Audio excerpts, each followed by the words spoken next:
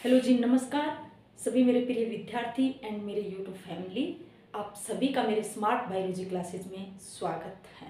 मैं आशा करती हूँ कि आप सभी की पढ़ाई अच्छे से चल रही होगी और आप सभी का स्वास्थ्य भी ठीक होगा। तो देखिए, हम क्या पढ़ रहे थे बायोलॉजी के अंदर। हम क्या देखा, हमने द्वितीयक वर्दी का बेसिक सा नॉलेज देखा था और आज हम इसकी पूरी डिटेल से चर्चा करेंगे और आज इस चैप्टर को हम एंड करके ही रहेंगे। ठीक है, तो चलिए हम देखते हैं द्वितीयक वर्दी के अंदर हमने क्या देखा था कि किस तरह से जाइलम तथा फ्लोएम के अंदर क्या है, द्वितीयक जाइलम तथा द्वितीयक फ्लोएम बनता है। सबसे पहले मैं बता देती हूँ कि प्राथमिक वर्दी एक पादप में यदि प्राथमिक वर्दी होती है तो उससे क्या होता है कि पादप की लंबाई में वृद्धि होती है। ये मैं पहले भी आप लोगों को बता चुकी हूँ, लेकिन फिर भी मैं आपको रिवीजन के तौर पे दोबारा से बता देती हूँ। द्वितीयक वृद्धि हो रही है, इसका मतलब क्या है, पादप की यहाँ लंबाई में वृद्धि होगी और यहाँ क्या होगी, चौड़ाई में वृद्धि होगी। यानी कि जहाँ प्राथमिक वृद्धि होती है वहाँ एक पादप की लंबाई में वृद्धि होती है और जहाँ द्वितीयक वृद्धि होती है वहाँ पादप की क्या होती है, चौड़ाई में वृद्धि होती है। ठीक है, तो देखिए प्राथमिक वृद्धि के लिए कौन उत्तरदायी था। हमने क्या देखा था कि हम बीज बोते हैं, उसके अंदर क्या है, प्राक विभ्जोतक होता है। ठीक है, फिर वो आगे क्या है, उनकी कोशिकाएं बारंबार विभाजन करके क्या बनाती है, सिरस्थ मेरिस्टेम तथा अंतर्वेशी मेरिस्टेम। ये क्या थे, ये प्राथमिक विभ्जोतक थे। फिर इनसे स्थायी ऊतकों का निर्माण हुआ, क्या बना, जाइलम तथा फ्लोएम, पेरेन्काइमा, कोलेन्काइमा, इस तरह की कोशिकाओं का क्या हुआ, निर्माण हुआ। तो जो प्राथमिक स्थायी ऊतक है वो किसके लिए, जो क्या बना रहे हैं, वो एक पादप की लंबाई में वृद्धि कर रहे हैं। ठीक है, यानी वो कैसी वृद्धि है, वो आपकी प्राथमिक वृद्धि है। ठीक है, और फिर मैंने कहा कि पादप के जीवन में एक बार फिर से क्या होता है, द्वितीयक मेरिस्टेम यानी द्वितीयक विभ्जोतक का निर्माण होता है। इसका एग्जाम्पल हमने देखा था पार्श्वीय विभ्जोतक, और पार्श्वीय विभ्जोतक के अंदर क्या आती है, कैम्बियम, जिसको एधा भी बोला जाता है। ठीक है, तो ये एधा तथा कैम्बियम, एधा या कैम्बियम जो पादप के जीवन में क्या है, एक बार फिर से द्वितीयक विभ्जोतक का निर्माण कर रही है। एधा या कैम्बियम जो है किसके लिए उत्तरदायी होती है, आपकी द्वितीयक वृद्धि के लिए उत्तरदायी या द्वितीयक वृद्धि करवाती है। ठीक है, क्या करवाती है, द्वितीयक वृद्धि करवाती है, जो क्या करता है, पादप की चौड़ाई में क्या करता है, वृद्धि करवाता है। ठीक है, तो देखिए ये इस पर यदि इसका ऐसे नहीं आ रहा है तो मैं एग्जांपल बता देती हूँ कि जैसे एक स्कूल के अंदर क्या है, एक आपका सब्जेक्ट टीचर होता है तथा दूसरा क्या होता है, स्वास्थ्य या खेल से संबंधित, जैसे पीटीआई नहीं कहते क्या, जो पीटीआई जो होता है वो क्या बच्चे को ऑलराउंड बनाता है, तथा एक जो शिक्षक होता है वो बच्चे को क्या है, शिक्षा से भरपूर करता है, यानी एजुकेशन देता है उसको। और वो कौन सी एजुकेशन, जो बुक के अंदर होती है, लेकिन पीटीआई क्या करता है, उसको खेल से संबंधित शिक्षा देता है। ठीक है, तो देखो एक बच्चे को यदि वो क्या है, आगे जाकर पढ़ाई में कुछ आगे जाकर डॉक्टर बन रहा है, इंजीनियर बन रहा है, ये बन रहा है, ठीक है, यानी कुछ टीचर बन गया है या आगे जाकर डॉक्टर इंजीनियर बना, उनके लिए उत्तरदायी कौन हुआ, ये किसने सिखाया, ये नॉलेज तो एक सब्जेक्टली टीचर ने। ठीक है, और एक व्यक्ति या एक बच्चा जो है वो आगे जाकर खेल प्रतियोगिता में भाग लेता है, जैसे राष्ट्रीय स्तर पर, अंतर्राष्ट्रीय स्तर पर फर्स्ट आता है या उस पर खेलने जाता है और वो अपनी क्या है, प्रतियोगिता में भाग लेकर अपनी विशिष्टता दिखाता है, तो उनके लिए उत्तरदायी कौन है, आपका पीटीआई, जो क्या है स्वास्थ्य से संबंधित क्या दे रहा है, शिक्षा दे रहा है। ठीक है, वहीं यही ये है कि प्राथमिक वृद्धि या जो प्राथमिक वृद्धि हो रही है उनके लिए कौन उत्तरदायी है, जो आपका प्राथमिक विभ्जोतक हुआ वो, और जो द्वितीयक वृद्धि है, एक पादप की जो द्वितीयक वृद्धि करवा रहा है उसके लिए उत्तरदायी कौन है, द्वितीयक विभ्जोतक। और द्वितीयक विभ्जोतक हमने क्या देखा था, उसका उदाहरण पार्श्वीय विभज्योतक, जिसका एक एग्जाम्पल क्या है, कैम्बियम या एधा भी बोला जाता है। यानी ये उत्तरदायी है द्वितीयक वृद्धि करवाने के लिए, और ये क्या करता है, पादप की चौड़ाई में वृद्धि करता है। ठीक है, आई बात समझ में ये। फिर हम देखते हैं कि किस तरह से एक द्वितीयक वृद्धि या कैम्बियम जो है किस तरह से वृद्धि करती है एक पादप के अंदर। ठीक है,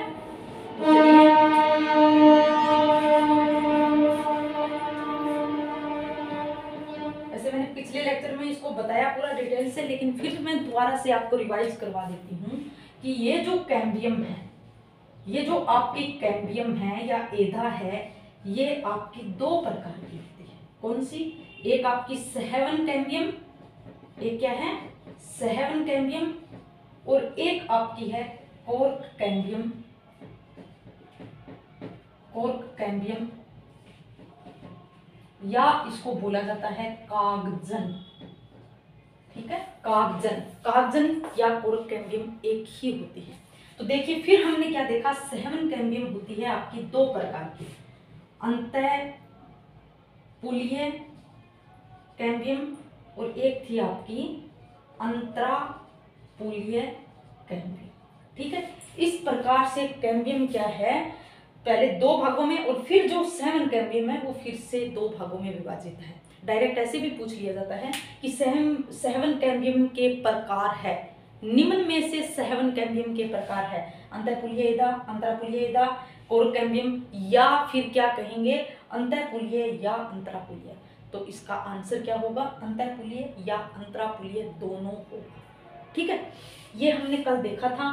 तो देखो अंतःपुलीय कैम्बियम क्या होती है तथा अंतरापुलीय कैम्बियम क्या होती है, ये हमने कल भी देखा, लेकिन आज मैं फिर से दोबारा से बताती हूँ। इससे पहले आप देखिए हमने क्या देखा था, ये क्या होते हैं, द्वितीयक विभज्योतक होते हैं। क्या होते हैं, द्वितीयक विभज्योतक होते हैं। ठीक है, क्या होते हैं, द्वितीयक विभज्योतक।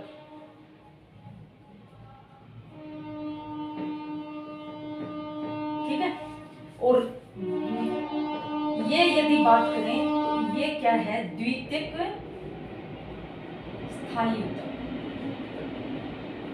द्वितीयक विभज्योतक।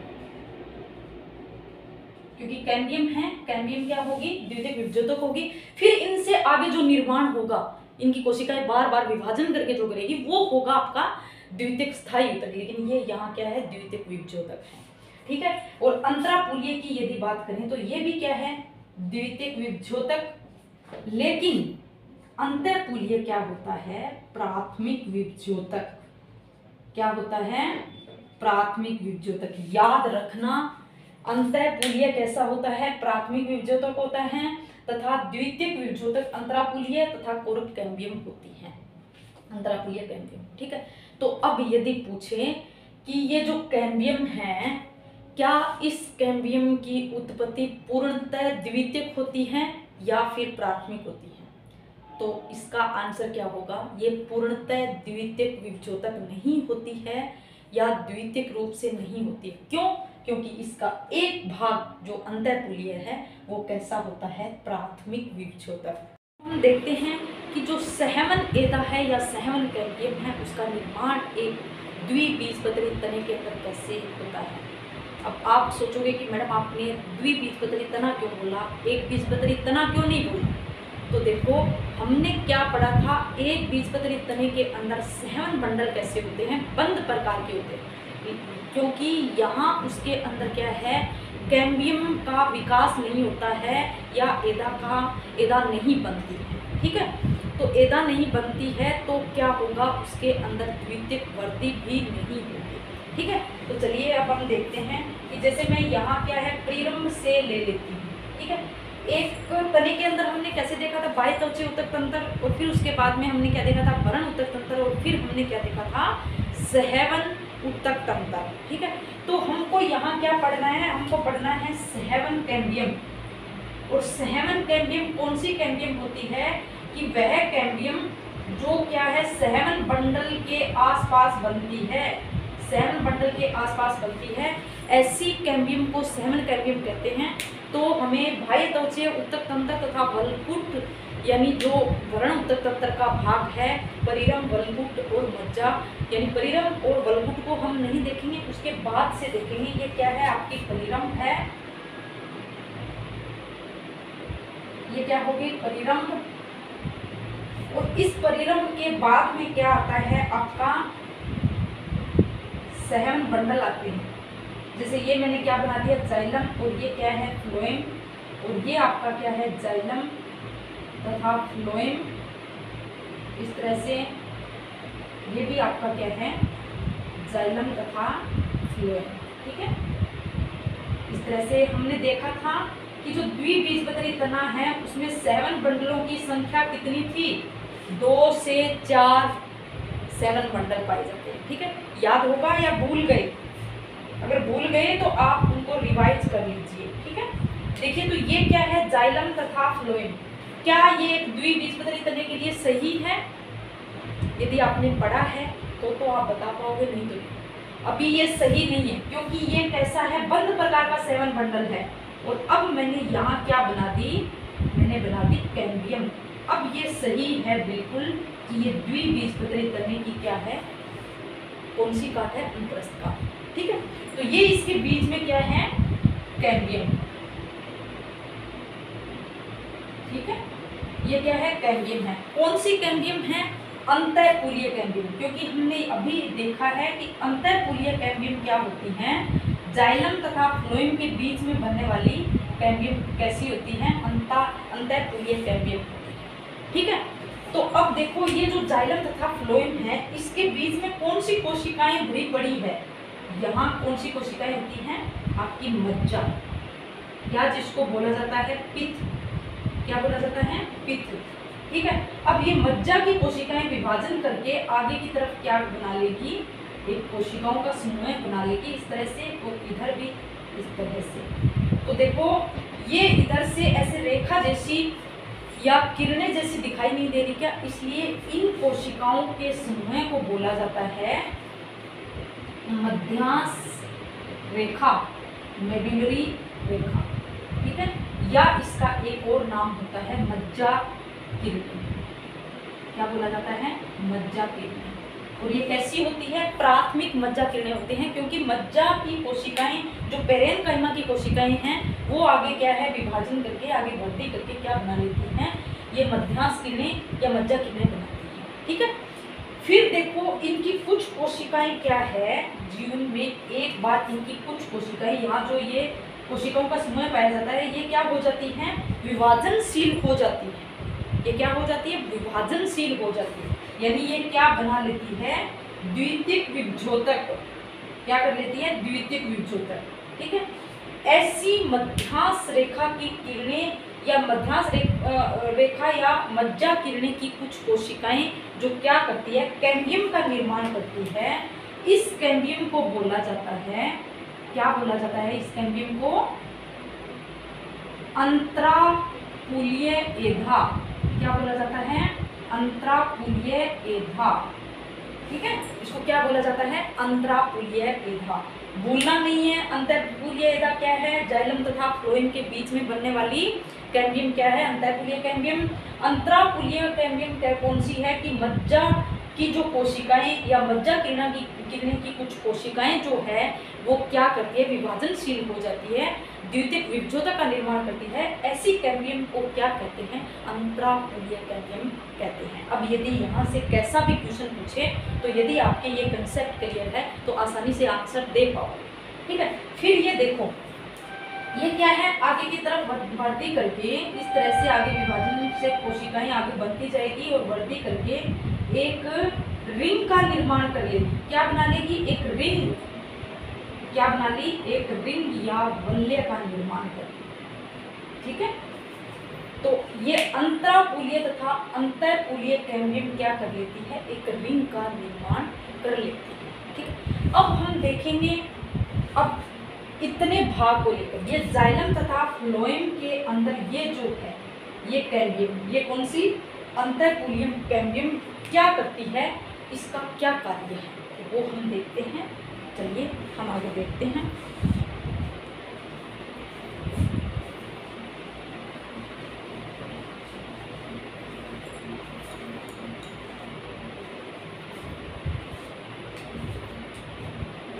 तो देखिए ये मैंने क्या बनाया है, बड़ा करके दिखाया है मैंने, सिर्फ यहाँ जाइलम तथा फ्लोएम बनाया है। क्या बनाया है? जाइलम तथा फ्लोएम। ये क्या है आपका फ्लोएम, ये क्या है जाइलम। और ये जो बीच में दिख रहा है ये मैंने क्या बनाई है, अंतःपुलीय कैम्बियम। क्या है? अंतःपुलीय कैम्बियम। ठीक है, इतनी बात आई समझ में। अब देखो ये क्या करेगी, इसकी कोशिकाएं यहाँ विभाजन करेगी आगे, और इनकी कोशिकाएं इधर भी क्या करेगी, विभाजन केंद्र की तरफ। और ये कहाँ कर रही है, परिधि की तरफ, और ये इधर क्या कर रही है, केंद्र की तरफ कर रही है। ठीक है, तो अंतःपुलीय कैम्बियम की जो कोशिकाएं कहाँ विभाजन करेगी, आगे की तरफ फ्लोएम की तरफ करेगी, यानी यहाँ ये निर्माण कर देगी। किसका निर्माण करेगी? जैसे ये कोशिकाएं विभाजन करके यहाँ ये जो मैं ब्लैक कलर से दिखा रही हूँ, ये क्या बना दिया, ये बना दिया आपका द्वितीयक फ्लोएम। द्वितीयक फ्लोएम, क्योंकि फ्लोएम की तरफ बना रही है तो ये क्या बनाएगी, फ्लोएम बनाएगी। और ये क्या कहलाएगा, प्राथमिक फ्लोएम। जो पहले बना वो प्राथमिक फ्लोएम, और जो इसके पादप के जीवन में दूसरी बार बन रहा है फ्लोएम, वो कैसा फ्लोएम है, द्वितीयक फ्लोएम। यहाँ भी इधर भी देखो, ये जो इसकी जो कोशिकाएं नीचे की तरफ क्या कर रही है, विभाजन करके आगे की तरफ वृद्धि कर रही है, इसको हम बोलेंगे द्वितीयक फ्लोएम, द्वितीयक जाइलम। क्या कहेंगे, द्वितीयक जाइलम। ठीक है, और ये क्या कहलाएगा, प्राथमिक जाइलम। क्या कहलाएगा, प्राथमिक जाइलम। क्या इतनी बात समझ में आई कि सीधी सी बात है, देखो कि जाइलम तथा फ्लोएम के बीच में क्या पाई जा रही थी, कैम्बियम पाई जा रही थी, और जो कौन सी थी, अंतःपुलीय कैम्बियम थी। अब इस अंतःपुलीय कैम्बियम की ऊपर की तरफ जो कोशिकाएं हैं, परिधि की तरफ जो कोशिकाएं हैं, फ्लोएम या फ्लोएम की तरफ हम कह सकते हैं कि जो फ्लोएम की तरफ जो कोशिकाएं हैं वो विभाजन करके आगे वृद्धि करके क्या बनाएगी, द्वितीयक फ्लोएम बनाएगी। तथा जो जाइलम की तरफ कोशिकाएं हैं अंतःपुलीय कैम्बियम की, वो विभाजन करके आगे वृद्धि करके क्या बनाएगी, द्वितीयक जाइलम बनाएगी। बस इतनी बात क्लियर। अब हम देखते हैं आगे। और कल भी मैंने बताया था कि ये जो द्वितीयक जाइलम है, इस द्वितीयक जाइलम की क्रियाशीलता कह दो, या फिर इसके निर्माण यानी निर्माण की जो क्षमता होती है वो 8 से 10 गुना अधिक होती है, किससे, जो आपका द्वितीयक फ्लोएम है उनसे, तथा प्राथमिक उससे द्वितीयक फ्लोएम से। यानी कैम्बियम के जो कोशिकाएं हैं उसमें सबसे ज्यादा क्या है, जो द्वितीयक जाइलम बना रही है उन कोशिकाओं की क्रियाशीलता अधिक होती है। तो जो ये द्वितीयक जाइलम है वो क्या जल्दी बनेगा, और जो द्वितीयक फ्लोएम है वो क्या है, थोड़ा धीरे बनेगा। किस तरह से बनेगा वो मैं यहाँ बताऊँ। ठीक है, देखिए तो ये आपका क्या है, ये जाइलम तथा फ्लोएम वाला भाग है। यहाँ ये आपका क्या है, प्राथमिक जाइलम। ठीक है, एक्स से दर्शा रही हूँ जाइलम। ठीक है, फिर ऊपर की तरफ आपका क्या है, प्राथमिक फ्लोएम, पी से दर्शा रही हूँ फ्लोएम को। ठीक है, फिर आपका यहाँ क्या हो गया, द्वितीयक फ्लोएम। और अब ये जो बना है, यानी कि जो कैम्बियम है, अब आप बोलोगे कि मैडम यहाँ आपने कैम्बियम नहीं दर्शाई। अब देखो एक पादप जो है कुछ समय तक वृद्धि करके चौड़ाई में मोटाई में क्या वो लगातार वृद्धि करता जाएगा, नहीं ना। एक निश्चित समय के बाद उसकी चौड़ाई में वृद्धि क्या हो जाती है, रुक जाती है। क्यों रुक जाती है, क्योंकि ये जो कैम्बियम थी, ये कैम्बियम आगे की तरफ विभाजन करते, जैसे आधी कोशिकाओं में बंट गई, आधी ऊपर की तरफ विभाजन की और आधी नीचे की तरफ विभाजन करके कोशिकाओं में वृद्धि की। ठीक है, जब ये कैम्बियम खत्म हो गई तो अब उनकी वृद्धि क्या हो जाती है, चौड़ाई में वृद्धि रुक जाती है। ठीक है, तो चलिए अब हम देखते हैं कि ये जो आपका बना ये क्या है, ये प्राथमिक फ्लोएम और इधर क्या है, प्राथमिक जाइलम है। ठीक है, मैं इस तरह से। और अब देखिए ये वाला भाग, यानी कैम्बियम तो क्या होगी, खत्म हो गई। ये वाला भाग कौन सा है, ये आपका है द्वितीयक फ्लोएम। ये क्या है, द्वितीयक फ्लोएम। और ये जो व्हाइट पूरा दिख रहा है ये है आपका द्वितीयक जाइलम। तो अब देखो यहाँ क्या अंतर दिखाई दे रहा है आपको, कि जो आपका द्वितीयक जाइलम जो है, क्या है, द्वितीयक जाइलम जो है वो क्या है, इनकी कोशिका या इनका एरिया है वो सबसे ज़्यादा है, बाकी जो क्या है कम है। क्यों? क्योंकि हमने यहाँ पढ़ा था कि इसकी क्रियाशीलता या इसकी निर्माण की प्रक्रिया जो है वो 8 से 10 गुना ज़्यादा होती है आपके द्वितीयक फ्लोएम से। ठीक है, तो ये क्या करेगी, जल्दी जल्दी जल्दी जल्दी विभाजन करके वृद्धि करती जाएगी और इनको क्या है इधर की तरफ दबा देगी और इनको इधर की तरफ दबा देगी। ठीक है, तो इतनी बात क्या आपको समझ में आई? जल्दी से मेरे को बताइए, क्या इतना आपके क्लियर हो गया? तो फिर हम आगे देखते हैं इसका आगे कैसे आगे जो निर्माण होता है। ठीक है, तो देखिए अब जो द्वितीयक जाइलम है उसके अंदर क्या होगा, इस तरह से लेयर बनेगा। ये जो सबसे पहले बना, फिर उसके बाद ये दूसरा बना, फिर ये इसके बाद तीसरा बना, ये इसके बाद चौथा बना, ये इसके बाद पांचवा और ये छठा। ठीक है, इस तरह से लेयर बनाएगी इनकी कोशिकाओं के। जैसे हमने वलकुट के अंदर क्या देखी थी, कोशिकाओं की लेयर देखी, वैसे ही इसके अंदर क्या होती है, कोशिकाओं की लेयर होती है। ठीक है, फिर हम देखते हैं ये जो कोशिकाओं की लेयर है ये किस तरह से एक पादप के अंदर किस रूप में हम इनको देख सकते हैं। तो चलिए वो भी हम देख लेते हैं।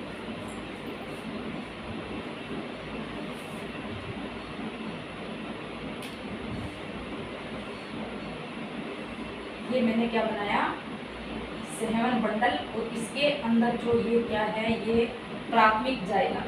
ठीक है, और ये ऊपर की तरफ क्या हो गया, पीपी दर्शा रही हूँ, यानी प्राथमिक फ्लोएम। ठीक है, फिर ये क्या हो गया, बी लिख दिया मैंने, द्वितीयक फ्लोएम। ठीक है, फिर ये जो द्वितीयक जाइलम जो सबसे ज्यादा मात्रा में बना, इसकी मैंने क्या दर्शाई, इनकी कोशिकाओं के द्वारा दर्शाया। जैसे ये बना पहला, ठीक है, ये पहला जाइलम बना, जाइलम की लेयर बनी, फिर ये दूसरी बनी, फिर ये वापस से मैं पहले दर्शा रही हूँ, फिर ये दूसरी। एक बार इसको देखो फिर मैं पूरा समझाऊंगी इसको डिटेल से। ठीक है ना,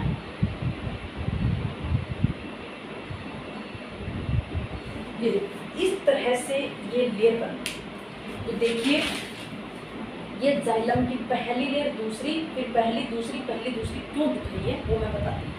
अब आप देखिए एक जो वृद्ध पादप है या जिसकी काफ़ी एज हो चुकी है, जैसे हम नहीं देखते क्या, पीपल का पेड़ है या बरगद का पेड़ है या जो शीशम का है, वो पूरा बड़ा जो वृद्धि कर चुका है चौड़ाई में, अब और वृद्धि नहीं करेगा।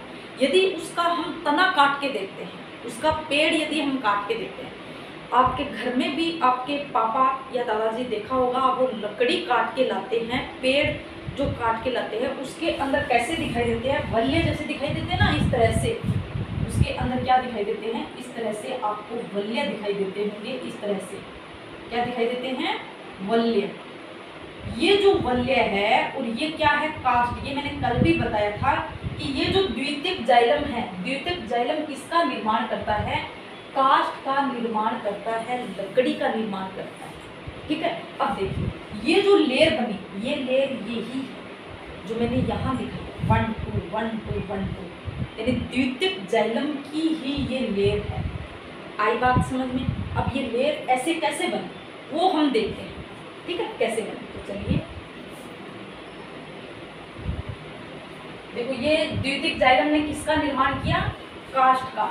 और ये एक तने के अंदर जो कास्ट बना रही है, ये कास्ट भी आपकी दो प्रकार की होती है, एक वसंत कास्ट और एक होती है आपकी सर्द कास्ट। अब मैंने यहाँ लिखा है वसंत दारू। दारू का अर्थ पीने वाली दारू नहीं है, दारू मैंने पहले ही बताया था कि जाइलम जो है, जाइलम का दूसरा नाम क्या है, दारू। अब वसंत और सर्द दारू, यानी है तो ये वुड लकड़ी है, लेकिन दारू क्यों कहा, हमने अभी अभी पढ़ा है कि द्वितीयक जाइलम क्या बनाता है, कास्ट। जाइलम क्या है, दारू, इसलिए इसका नाम रखा वसंत दारू और ये है सर्द दारू। अब ये नाम क्यों रखा वसंत तथा सर्द, तो मैं बता देती हूँ कि इस पृथ्वी पर सभी जगह जो वातावरण है वो समान नहीं रहता। इस पृथ्वी पर जो सभी जगह जो वातावरण है वो एक जैसा नहीं रहता। वातावरणीय क्या होता है, परिवर्तन होता है। क्या होता है, वातावरणीय परिवर्तन होता है।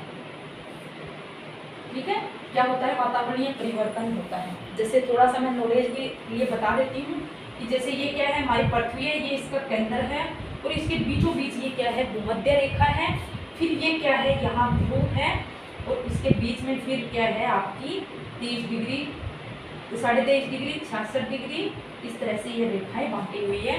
और यहाँ हम देखें, यहाँ ये सूर्य है, इसकी किरणें यहाँ पड़ रही हैं। तो अब मेरे को बताइए, अब इनका जो होता है, जो आपका तापमान का एरिया होता है, उसको बोला जाता है कटिबंध। क्या बोला जाता है? कटिबंध, कि कहाँ तापमान जाता है, कहाँ कम। ठीक है, तो यहाँ जो यहाँ प्रकाश क्या पहुँचेगा, कम पहुँचेगा। ठीक है, इसलिए इसको बोला जाता है शीत कटिबंध।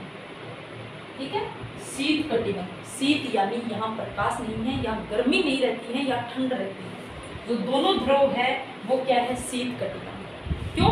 क्योंकि यहाँ सूर्य का प्रकाश जो है वो क्या है, कम पहुँच पाता है। अब मेरे को बताओ, सबसे ज्यादा सूर्य का प्रकाश कहाँ पहुँचेगा? इस भूमध्य रेखा पर पहुँचेगा। कहाँ पहुँचेगा? भूमध्य रेखा पर। ठीक है, तो इस भूमध्य रेखा को क्या है, ये उष्ण कटिबंध कहलाती है। क्या? उष्ण यानी गर्मी, भीषण गर्मी पड़ती है। इस रेखा पर जितने भी देश है वहाँ भीषण गर्मी पड़ती है। और फिर उसके बाद जैसे जैसे यहाँ आगे की तरफ बढ़ते जाएंगे, वैसे वैसे क्या है, आपका जो गर्मी है वो जैसे जैसे कम होती जाएगी। तो अब देखो, यहाँ वातावरण का परिवर्तन दिखाई दे रहा है। तो यहाँ पर जो उत्पन्न होने वाले पादप है, जैसे एक यहाँ का पादप है और एक आपका यहाँ का पादप है और एक यहाँ का जो पादप है, उसमें क्या होगी, विभिन्नता पाई जाएगी। ठीक है, इसमें क्या पाई जाएगी, विभिन्नता पाई जाएगी। ठीक है, और जैसे जैसे यदि हम बात करें, एक वर्ष में क्या लगाती है पृथ्वी, चक्कर लगाती है, यानी सूर्य के चारों ओर चक्कर लगाती है एक वर्ष के अंदर। तो देखो 2 ऋतुएं आती हैं। पता है आपको, 2 ऋतुएं 6-6 महीने के अंतराल में हम देखते हैं कि एक आपकी, आपने देखा होगा, वसंत ऋतु होती है और एक आपकी क्या है, शीत ऋतु। यानी एक सर्द ऋतु कह सकते हैं और एक जो गर्मी वाली है वो ऋतु कह सकते हैं। लेकिन यहाँ हम गर्मी वाली नहीं लेंगे, वसंत ऋतु लेंगे और एक क्या लेंगे, सर्द ऋतु लेंगे। सर्द में क्या होगा, ठंड होगी। यहाँ क्या होगा, ठंड होगी। और वसंत में जो क्या है, यानी गर्मी जाने वाली है, अभी गई है, और ठंड थोड़ी थोड़ी आ रही है। सुहाना पसंद नहीं होता क्या? जैसे लगता है कि हाँ थोड़ी थोड़ी ठंड आ रही है और बस ऐसे ही दिन रहे। हम नहीं कहते क्या कि हे भगवान ये ऐसे ही दिन रखे जिसमें ना गर्मी है ना सर्दी है। वो होती है आपकी वसंत ऋतु। सर्द ऋतु यानी इसको बोलते हैं पतझड़ ऋतु। पतझड़, जिसमें क्या है, पेड़ों के पत्ते क्या होते हैं, झड़ते हैं। और ये क्यों झड़ते हैं इसका रीजन भी बताऊंगी। अभी आप देखिए, एक वसंत ऋतु और एक सर्द ऋतु होती है। ठीक है, अब क्या है, वसंत ऋतु में यदि हम देखें, यानी ये क्या है, सारा वातावरण परिवर्तन के थ्रू है। कि जैसे देखो कि ये पृथ्वी जो है ये क्या है, सूर्य के चारों ओर चक्कर लगा रही है। कि जहाँ सूर्य का प्रकाश ज़्यादा और पड़ रहा है, जैसे ये माना ये इसका क्षेत्र है, ये कौन सा है, पश्चिम हो गया, ये आपका ईस्ट हो गया, वेस्ट और ईस्ट हो गया। अब ये वेस्ट वाला सिरा, जहाँ ये जो मैं एक बिंदु से दर्शा रही हूँ, यहाँ मैं बी बिंदु से दर्शा रही हूँ। अब ये क्या है, सूर्य की सीध में है, तो यहाँ क्या पड़ रही है, भीषण गर्मी पड़ रही है। अब ये थोड़ा सा आगे जाएगा यहाँ, तो ये क्या आ जाएगी, वसंत ऋतु आ जाएगी। यानी यहाँ ज़्यादा न ठंड है ना गर्मी है, बीच का मौसम है। ठीक है, फिर देखो इधर वाला एरिया क्या होगा, इसके विपरीत जस्ट बी वाला बिंदु क्या होगा, आपका सर्द ऋतु। यहाँ कौन सी ऋतु होगी, सर्द ऋतु, और यहाँ क्या होगी, वसंत ऋतु। अब जैसे जैसे ये पृथ्वी घूमेगी, तो ये जो सर्द ऋतु है फिर यहाँ कहाँ आ जाएगी, वसंत ऋतु के, वसंत ऋतु में बदल जाएगी। और ये जो वसंत ऋतु है फिर सर्द ऋतु में बदल जाएगी। इस तरह से ये चक्कर चलता रहेगा।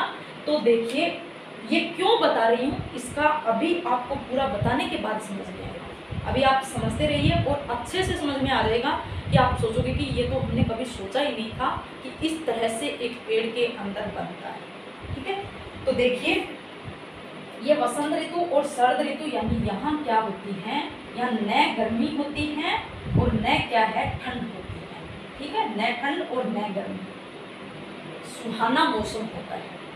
तो यहाँ ठंड है, जो एक पेड़ है, यानी ये पेड़ यहाँ इस पत्ती को क्या पहुँचेगा, जैसे ये पेड़ मैंने बनाया और इसकी ये क्या बना दी, परण। हमको पता है पादप की रसोई क्या है, परण है। यानी भोजन यहाँ बनता है। और भोजन कब बनता है? जब सूर्य का प्रकाश आता है तभी बनता है। ठीक है, यहाँ सूर्य का प्रकाश है। अब सर्दी में तो क्या है, अपने घर पे माताएं हैं, वो भी ठंड में नहीं बना पाती कि नहीं मेरे से तो बाहर नहीं जाया जाएगा, एक बार थोड़ा सा प्रकाश आने दो, थोड़ी सर्दी हटने दो, फिर हम भोजन बनाएंगे और खाएंगे। ठीक है, वैसे ही इस पर्णों में क्या है, ठीक है, ये तो मैंने समझाने के तौर पे बताया, लेकिन ऐसा नहीं है कि जो हम घर में करते हैं वैसे एक पादप में होता है। लेकिन पादप में ये है कि यहाँ जब सूर्य का प्रकाश नहीं पहुँचेगा तो यहाँ इनकी जो हमने कौन सी कोशिकाएं देखी थी, खम उत्तक की कोशिकाएं देखी, जिसमें क्या है सबसे अधिक मात्रा में क्या पाया जा रहा था, हरित लव पाया जा रहा था। ठीक है, तो इनके पास प्रकाश नहीं पहुँचेगा कि ये सर्द ऋतु में आ रहा है, प्रकाश नहीं पहुँचेगा तो क्या इनकी कोशिकाएं भोजन बनाएगी? क्या इनकी कोशिकाएं भोजन पर्याप्त मात्रा में बना पाएगी? नहीं बना पाएगी। पर्याप्त मात्रा में इसकी कोशिकाएं क्या है, भोजन नहीं बना पाएगी। क्यों? क्योंकि इसके पास प्रकाश नहीं आ रहा है पर्याप्त मात्रा में। तो देखो क्या होगा, अब भोजन नहीं होगा तो क्या ये यहाँ पास वाले जो इनके जितने भी पादप के अंग है उनको पहुंचा पाएगी? नहीं पहुंचा पाएगी। अब जब इनके पास प्रकाश जो भोजन नहीं पहुंचेगा तो क्या ये कमजोर नहीं पड़ जाएंगे? ये कमजोर पड़ जाएंगे। कमजोर पड़ने के बाद ये क्या है, जो पर्ण का जो पर्णाधार है वो क्या हो जाएगा, टूट जाएगा, वो नीचे पड़ जाएगा और धीरे धीरे हरित लव क्या होता जाएगा, खत्म होता जाएगा और उसके अंदर क्या रहेगा, वर्णी लौक रहेगा, जिससे ये पत्ते क्या हो जाते हैं, पीले पड़ जाते हैं और पत्ते क्या हो जाते हैं, झड़ जाते हैं। और ऐसी अवस्था को कहा जाता है पादप की पतझड़ अवस्था। ठीक है, या ऐसी ऋतु जिसको हम क्या कहते हैं, पतझड़ ऋतु कहते हैं। तो अब देखो, अब यहाँ समझने वाली बात क्या है जो अपने चैप्टर से रिलेटेड है, वो देखिए यहाँ इनके अंदर क्या है, इन मध्य सिरा के अंदर क्या पाई जा रही है, जाइलम तथा फ्लोएम। यहाँ क्या पाई जा रही है, जाइलम की वाहिनी की। अब यदि याद हो तो मैंने क्या बताया था कि जल का परिवहन एक जाइलम के कौन से तत्वों के अंदर होता है, वाहिका तथा वाहिनिका। क्योंकि जाइलम के कितने प्रकार थे, जाइलम कितने प्रकार की कोशिकाओं से मिलकर बना था, 4, वाहिका, वाहिनिका, जाइलम मणिद्युतक और जाइलम दलिद्युतक। ठीक है, तो वाहिका तथा वाहिनिका क्या थी कि ये जल का सेवन करवा रहे थे। और उसमें भी यदि हम देखें कि सबसे ज़्यादा सेवन कौन करवा रही थी, जो ये आपकी वाहिनिका। अब देखो यदि यहाँ प्रकाश नहीं आ रहा है, यहाँ भोजन नहीं बन रहा है, तो क्या ये मोटी होगी? जैसे आम से तौर पे देखो कि एक दुबला पतला सा व्यक्ति होता है और एक तकड़ा मोटा होता है। हम क्या कहते हैं कि जो दुबला बताया, अरे भाई तू कुछ खाता नहीं है क्या, ये बोलते हैं कि तू कुछ खाता नहीं है क्या, जिससे इतना पतला है, दुबला पतला। ठीक है, और एक मोटा होता है कि भाई तू थोड़ा कम खाया कर, जिससे तेरी मोटाई नहीं बढ़े। वही है यहाँ देखो कि इनको यदि भोजन नहीं मिल रहा है तो ये क्या पड़ेंगे, पतले पड़ेंगे। कौन? इनकी वाहिनी क्या करेगी, पतली पड़ेगी। ठीक है, और एक यहाँ जो वसंत ऋतु की क्या है, जो वसंत ऋतु के अंदर क्या है, एक पादप है, जिसे यहाँ बता देते हैं। ठीक है, ये क्या है, वसंत ऋतु के अंदर आपका ये पर्ण है, यानी यहाँ इनको क्या है, पर्याप्त मात्रा में क्या मिल रहा है, प्रकाश मिल रहा है। क्या मिल रहा है, प्रकाश। यदि भाई भीषण गर्मी होगी तो उसके अंदर तो इतना प्रकाश होगा कि इसके अंदर जल ही नहीं छोड़ेगा। अब पर्ण के अंदर जल ही नहीं छोड़ेगा तो भोजन कहाँ से बनेगा? इसलिए हम बोलते हैं कि बहुत भीषण गर्मी होती है, उसमें पादप भी क्या हो जाते हैं, मुरझा जाते हैं, कि इतनी तेज गर्मी नहीं सहन कर पाते हैं, उसके अंदर क्या है, जल की कमी हो जाती है। लेकिन ऐसा जहाँ न गर्मी न ठंड होती है, उस समय जो प्रकाश है, उस समय इनकी जो खम उत्तर की जो कोशिकाएं हैं, हरित लव है, वो धड़ाधड़ क्या करती हैं, भोजन बनाती हैं। अब जो धड़ाधड़ भोजन बनाएगी और यहाँ से इनकी जो वाहिनी है, इनकी जो वाहिनी में यहाँ बता देती हूँ, वाहिनी का जो है वो क्या हो जाएगी, वो फूलकर मोटी हो जाएगी। वो क्या है, ज़्यादा फूलकर मोटी हो जाएगी। अब इतनी बात आई समझ में। ये वसंत ऋतु के अंदर क्या है, आपकी जाइलम की वाहिनी का मोटी होती है, तथा एक सर्द ऋतु के अंदर जाइलम की जो वाहिनी का है वो क्या होती है, पतली। इतनी बात क्लियर। अब हम देखते हैं जो यहाँ लिखा हुआ है।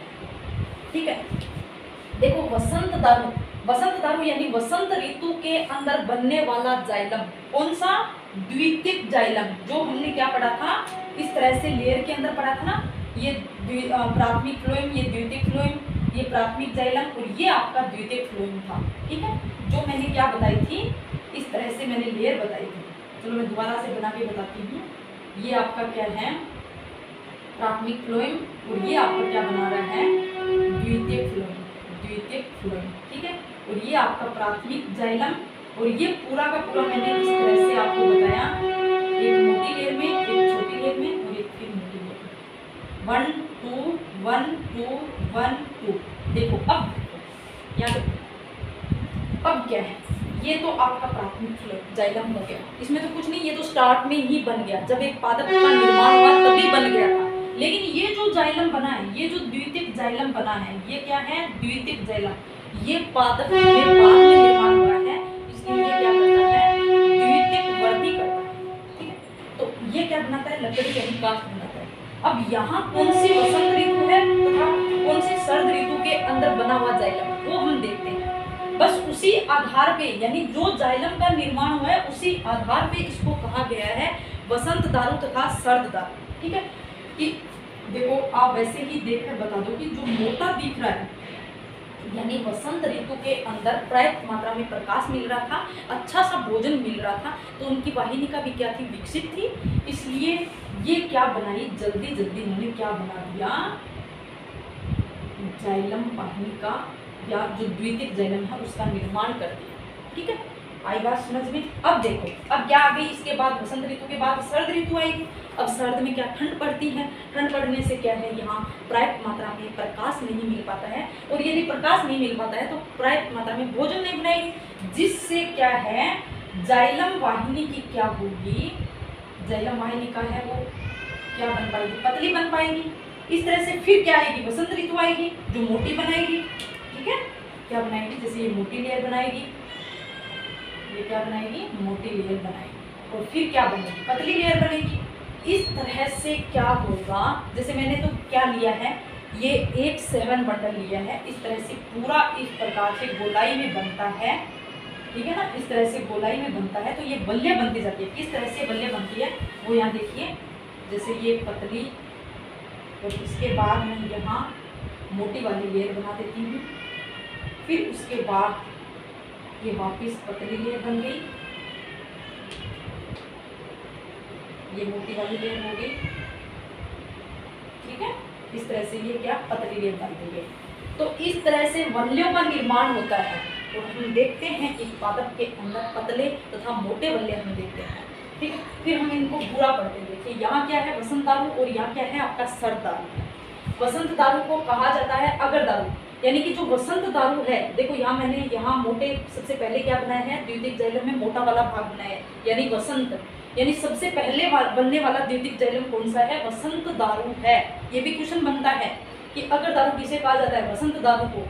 अब देखो जल का प्रभाव अधिक होता है, अब मैंने क्या कहा कि जल का प्रभाव, यानी कि यहाँ प्रकाश पड़ रहा है और प्रकाश पर्याप्त मात्रा में पहुंच रहा है, इसके अंदर हरित लवक विकसित हो रहा है, तो हरित लवक क्या करेगा, जल्दी जल्दी क्या सोखेगा, क्या जल को सोखेगा, यानी जल कहाँ से आ रहा है, जड़ से होता हुआ जल वाहिनियों से, जिससे जल, ये वाहिनियाँ क्या है, वाहिनिका चौड़ी होती जाएगी, यानी जल की आवश्यकता क्या है, जैसे जैसे बढ़ती जाएगी वैसे वैसे इनकी वाहिनी की चौड़ी होती जाएगी, तो जल का प्रभाव क्या होगा, अधिक होगा। यहाँ द्वितीयक जाइलम की वाहिनिका क्या करती है, द्वितीयक जाइलम की वाहिनिका क्या हो जाती है, इस तरह से मोटी हो जाती है, और गुहा इसकी, यानी इसकी गुहा है वो बढ़ जाती है। क्यों, क्योंकि ज़्यादा यदि जल पहुँचेगा, जल्दी जल्दी यहाँ वर्ण भोजन बनाएगी, तो जल भी जल्दी जल्दी लिया जाएगा, और जल जल्दी लिया जाएगा, तो इसकी वाहिनिका क्या हो जाएगी, मोटी हो जाएगी। ठीक है, और क्रियाशीलता अधिक होगी। क्रियाशीलता का मतलब है कि यहाँ ये क्या करेगी, जो भोजन बनाने की प्रक्रिया तेज होगी, तो जाइलम की जो वाहिनिका है वो भी जल्दी जल्दी क्रिया करेगी। ठीक है, फिर देखो, फिर हम देखते हैं शरद दारू के अंदर।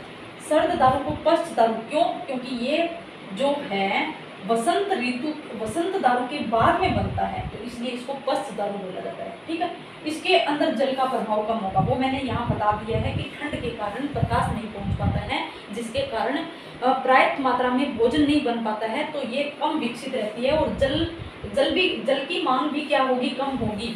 अब जैसे ये देखो, अपने रसोई में एक दिन बहुत सारा भोजन बनाना है, उस दिन तो जल क्या है ज़्यादा मात्रा में चाहिएगा, लेकिन एक दिन क्या है घर पे एक ही व्यक्ति है, उसके लिए थोड़ी सी रोटी तथा सब्जी बनानी है, तो उसमें जल की खपत भी क्या होगी, कम होगी।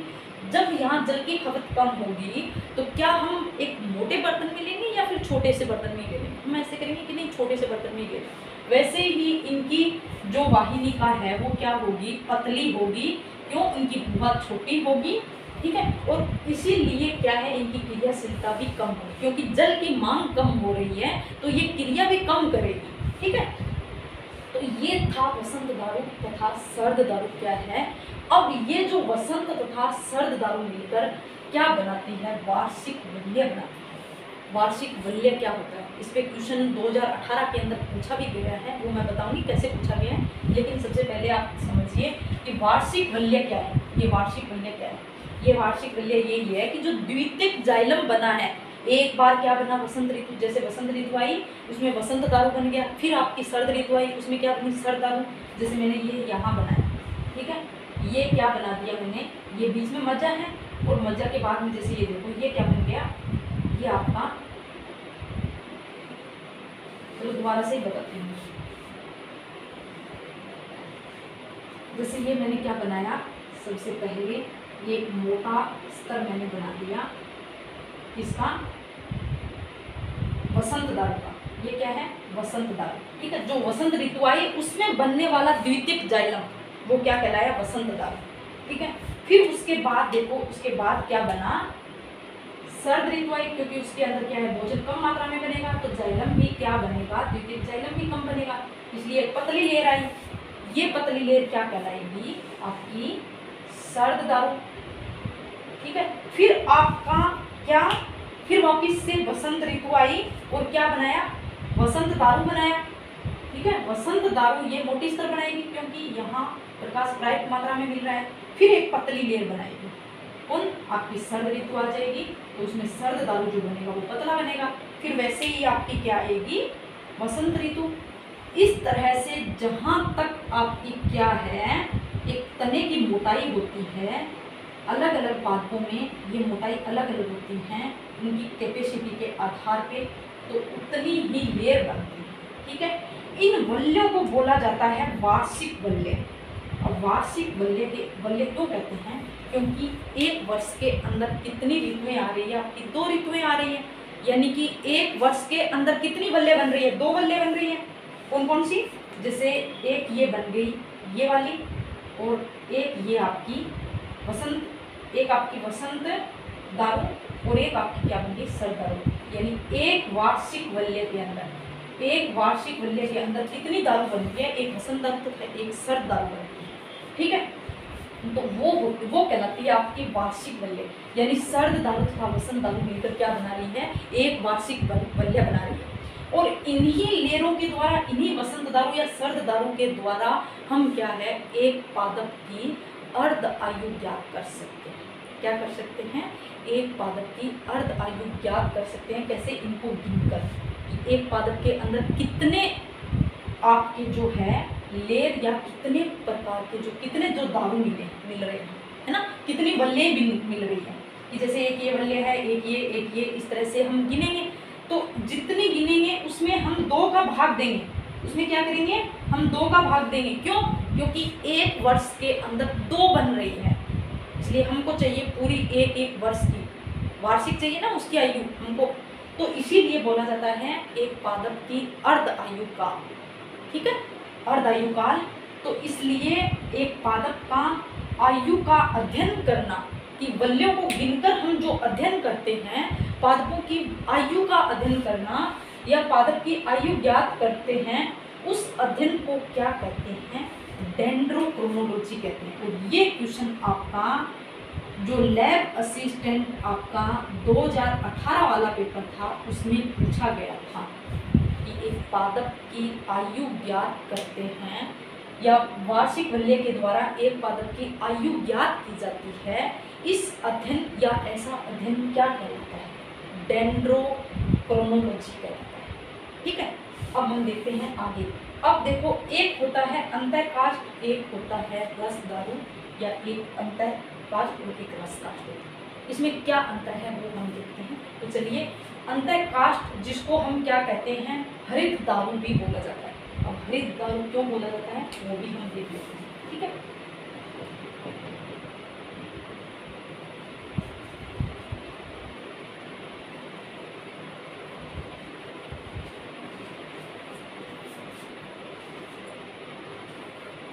तो देखिए हमने क्या देखा, ये जाइलम तथा फ्लोएम, ये क्या था आपका जाइलम तथा फ्लोएम, ये प्राथमिक जाइलम, और ये आपका हो गया द्वितीयक जाइलम, ये प्राथमिक फ्लोएम और द्वितीयक फ्लोएम, ठीक है। इसी तरह से हमने देखा। अब देखो जो केंद्र की तरफ होता है, जो ये केंद्र की तरफ जाइलम वाला भाग है, क्या ये मैं इस तरह से इसकी आकृति नहीं दिखाई दे जैसे इस तरह से, और ऐसी आकृति किसकी होती है, आपके हृदय की होती है। और हृदय की आकृति होने के कारण इसको क्या कहा जाता है, इस अंतःकाष्ठ को कहा जाता है हृदय दारू। क्या बोला जाता है, हृदय दारू, ठीक है। अब ये कब बनती है कि एक जो वृद्ध पादप है या जो पादप अपनी एज तक पहुंच चुका है, उसकी एज हो चुकी है, बूढ़ा पादप हो चुका है, उसके अंदर क्या पाई जाती है, अंतःकाष्ठ पाई जाती है, ठीक है। अब देखो इसके अंदर क्या होता है, और हम पढ़ते हैं इसके अंदर क्या है, ये आपकी कौन सी है, हर दारू या अंतःकाष्ठ का निर्माण करती है। काष्ठ कहें तो क्या है, जाइलम। मैंने क्या बताया कि द्वितीयक जाइलम ही किसका निर्माण कर रहा है, काष्ठ का निर्माण कर रहा है। जो आपके केंद्र की तरफ द्वितीयक जाइलम है वो किसका निर्माण कर रहा है, यहाँ लिख देती हूँ क्या है, ये केंद्र की तरफ है, ये क्या कर रहा है, अंतःकाष्ठ का निर्माण कर रहा है। कौन सा है, एक आपका द्वितीयक जाइलम है, ठीक है। किसके थ्रू बना है, कैम्बियम के थ्रू बना है, ठीक है। अब देखो द्वितीयक जाइलम होता है और केंद्र की तरफ, ये मैंने बता दिया, अंतःकाष्ठ क्या होता है, द्वितीयक जाइलम होता है तथा केंद्र की तरफ होता है।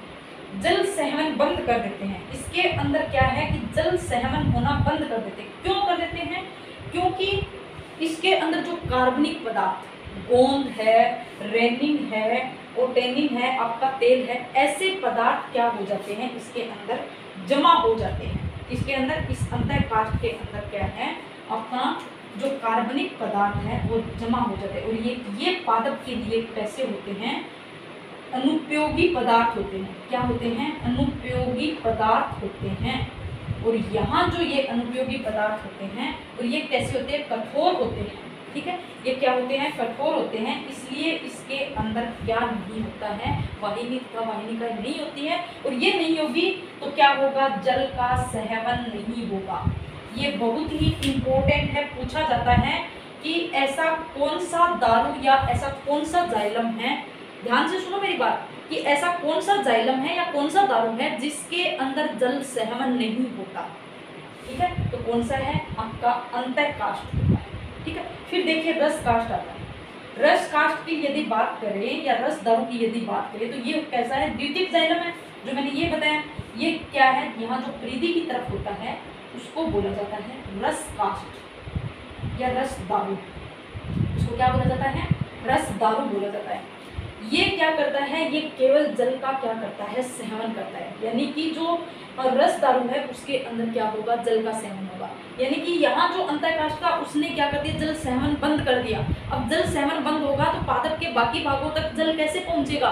लेकिन यहाँ जो रस दारू है उसके अंदर क्या हो रहा है, इनकी वाहिनी तथा वाहिनिका क्या करवा रही है, जल का सेवन करवा रही है, ठीक है। फिर देखो ये जो है, ये आपका जो द्वितीयक जाइलम इस तरह से अंतःकाष्ठ तथा रस काष्ठ के अंदर बनता है। और इसके अंदर किस तरह से क्वेश्चन पूछे जाते हैं वो मैं बताती हूँ।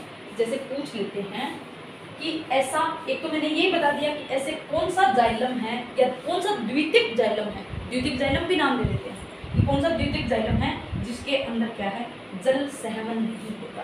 एक तो ये पूछ लेंगे, और एक ये पूछेंगे कि ऐसा कौन सा दारू है जिसके अंदर कार्बनिक पदार्थ, गोंद, तेल, टेनिन आदि जमा हो जाते हैं। तो आपके कौन से होते हैं, आपका अंतःकाष्ठ होता है, ठीक है। क्या है, अंतःकाष्ठ होता है, ठीक है। इतनी बात आई समझ में। ये तो था अपना द्वितीयक जाइलम किस तरह से हुआ, या इनको हम कह सकते हैं कि जो कैम्बियम हमने देखी, सहवनीय या सहवन कैम्बियम, जिसके हमने अंतःकुलीय कैम्बियम तथा अंतरकुलीय कैम्बियम पाई, ठीक है। फिर हम देखते हैं कि कोरक कैम्बियम क्या होती है। अब देखो अंतरापुलीय एदा, ये तो हमने क्या बता दी, ये तो हमने जो अंतरपुलीय एदा है वो बताई। अब अंतरापुलीय एदा क्या करती है, मैं यही बता देती हूँ थोड़ा सा आपको। जैसे ये क्या, ये दूसरा इस तरह से हुआ, और ये आपका तीसरा जो हमने देखा था, ठीक है, जाइलम तथा फ्लोएम, ये 7 बंडल है, ये पहला और दूसरा और तीसरा जो हमने क्या है द्वितीयक तने के अंदर देखा 2 से 4 क्या पाए जाते हैं, 7 बंडल पाए जाते हैं। फिर यहाँ हमने क्या पढ़ी थी, मज्जा थी, और मज्जा के बाद यहाँ क्या निकल रही थी, मज्जा रश्मि या मज्जा किरणें निकल रही थी। और इन मज्जा तथा मज्जा रश्मि के अंदर ये जो पाई जा रही थी, इसको हमने क्या नाम दिया था, अंतरापुलीय कैम्बियम नाम दिया था। अब देखो ये क्या करती है, इस कैम्बियम का तो जैसे यहाँ जो कैम्बियम पाई जाती थी इसका तो हमने बात कर ली, ये क्या करती है, द्वितीयक जाइलम तथा द्वितीयक फ्लोएम का निर्माण करती है। तो ये क्या करती है, यहाँ ये जो कोशिकाएं पाई जाती है इसको मैंने क्या नाम दिया था, प्राथमिक मज्जा किरणें, क्या नाम दिया था, प्राथमिक मज्जा किरणें, ठीक है। तो ये अंतरापुलीय एधा या अंतरापुलीय कैम्बियम क्या करेगी, द्वितीयक क्या करेगी, द्वितीयक मज्जा किरणों का क्या करेगी, निर्माण करेगी। बस इतना ही पढ़ना है इसके अंदर, और कुछ नहीं पढ़ना है कि आगे जाकर ये कोशिका इस तरह से विभाजन करके और आगे क्या कर बना देगी, द्वितीय मज्जा किरणें बना देगी, जो एक क्या है, स्थायी ऊतक है, ठीक है। फिर देखो, फिर हम देखते हैं, ये तो क्या पढ़ ली हमने, सहमन कैम्बियम पढ़ ली। अब उसके बाद हमने दूसरी कैम्बियम कौन सी देखी थी, कोरक कैम्बियम। अब हम देखते हैं कि कोरक कैम्बियम कैसे बनती है, ठीक है। तो चलिए हम देखते हैं। तो देखो मैंने क्या कहा कि कोरक कैम्बियम कहाँ बनती है, आपके परिधि भाग की तरफ, एक पादप के परिधि भाग की तरफ बनेगी, यानी कि वलकुट भाग में जो हमने भ्रण ऊतक देखा था वहाँ। और जो 7 कैम्बियम थी वो आपकी कहाँ बन रही थी, 7 बंडल के इर्द गिर्द बन रही थी, ठीक है। कहाँ बन रही थी, 7 बंडल के इर्द गिर्द बन रही थी। तो देखो कोरक कैम्बियम किस तरह से बनती है, जैसे मैं यहाँ देखती हूँ। सबसे पहले हमने पादप में क्या देखा था, ये क्या थी, बाह्य त्वचा, क्या थी, आपकी बाह्य त्वचा, ठीक है, ये आपकी बाह्य त्वचा है। उसके बाद देखो फिर हमने इनकी 3-4 लेयर इस तरह से कोशिकाओं का क्या देखा था, भ्रण ऊतक के अंदर क्या थी, आपकी वलकुट, क्या थी, वलकुट। इस वलकुट की भी ये जो लेयर थी, इस वलकुट की ये जो लेयर थी, ये क्या कहलाती थी, अधस्त्वचा, ठीक है, क्या कहला रही है, अधस्त्वचा। फिर उसके बाद हमने यहाँ क्या देखा, परिरम, क्या देखा, परिरम, ठीक है, क्या देखा हमने, परिरम। और इस परिरम के बाद में यहाँ क्या पाया जाता है, फ्लोएम, जिसे मैं यहाँ बता देती हूँ, ये फ्लोएम आ गया। और ये नीचे क्या है, आपका जाइलम। इस तरह से ये 7 बंडल थे, ये फ्लोएम था, और ये आपका क्या है, जाइलम, ठीक है। परिरम के नीचे ये पाया जा रहा है। अब देखो, अब कोरक कैम्बियम कहाँ बनती है, तो मैं बताती हूँ। कोरक कैम्बियम क्या है, जो आपकी वलकुट की अधस्त्वचा है, वलकुट की कौन सी स्तर, अधस्त्वचा, अधस्त्वचा, अधस्त्वचा की कोशिका, अधस्त्वचा की कोशिका कौन सी, कोलेन काइमा, कोलेन काइमा। अब देखो हमको पता है कि एक बीजपत्री तने के अंदर तो द्वितीयक वृद्धि नहीं होती है, इसका मतलब एक बीजपत्री तने के अंदर कोरक कैम्बियम नहीं बनती है, ठीक है। तो द्विबीजपत्री तने के अंदर हमने देखा था कि जो वलकुट की सबसे बाहरी स्तर थी वो क्या कहलाती थी, अधस्त्वचा। अब अधस्त्वचा की भी हमने देखा था, वहाँ बात की थी, कोशिकाएं जो उनकी थी वो कैसी थी, कोलेन काइमा प्रकार की कोशिकाएं थी।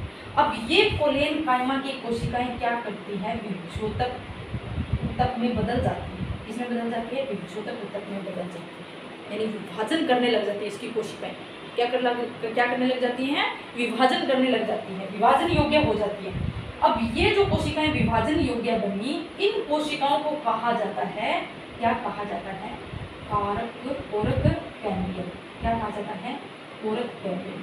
तो ये कोरक कैम्बियम बताओ मेरे को, क्या ये द्वितीयक विभोजक है या द्वितीयक स्थायी ऊतक, तो बिल्कुल नहीं सोचना है। मैंने क्या कहा, कैम्बियम जो है ये पार्श्वीय विभोजक होता है, और पार्श्वीय विभोजक है तो विभोजक होगा, तो पार्श्वीय विभोजक किसका उदाहरण था, द्वितीयक विभोजक का। तो ये कोरक कैम्बियम कैसा हुआ, द्वितीयक विभोजक, क्वेश्चन पूछ लिया जाता है कि कारक कैम्बियम निम्न में से हैं प्राथमिक विभजोतक या द्वितीयक विभजोतक या प्राथमिक स्थायी युतक या द्वितीयक स्थायी युतक। तो बिल्कुल नहीं घबराना है, इसके अंदर क्या आएगा, द्वितीयक विभजोतक। ठीक है। अब देखिए ये जो कारक कैम्बियम अधस्थ त्वचा की कोशिकाएं हैं, जैसे ये क्या है, अधस्थ त्वचा की ये कोशिकाएं, जैसे मैंने यहाँ ये दिखा दी, ये क्या करने लग गई, विभाजन करने लगे। अब जो ये लगातार जैसे ऊपर की तरफ क्या करेगी, विभाजन करेगी। जैसे मैं यहाँ अलग कलर से दिखा देती हूँ। जैसे ये इन्होंने क्या किया, यहाँ विभाजन करती गई, यहाँ विभाजन करेगी। तो ये जो बाह्य त्वचा की कोशिका है, क्या इनको ये क्या है अंदर की तरफ धकेलेगी, या इनकी जो और लेयर वल्कुट की पाई जाती है उनको भी क्या है धीरे धीरे बाहर की तरफ धकेलती जाएगी। ठीक है। और यहाँ जो आपकी क्या है, यहाँ जो बाकी स्तर पाई जाती है, वल्कुट स्तर तथा परिरंभ पाई जाती है, इस परिरंभ को यहाँ ये क्या कर दी जाएगी, ये कोरक कैम्बियम है, इधर नीचे की तरफ क्या कर दी जाएगी, विभाजन करके वृद्धि कर दी जाएगी।